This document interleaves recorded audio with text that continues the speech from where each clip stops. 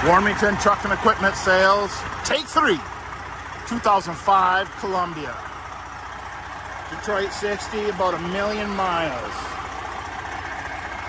It says 761 on the cluster, but the cluster has changed at 300. 300 plus 760 is like 1 million.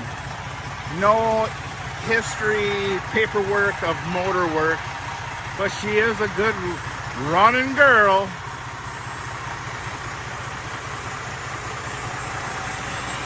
Came from Fargo, North Dakota at one time. Doors work. Dash isn't all rattled. Got big fuel tanks. 120s on each side. It's probably $1,300 in fuel it takes.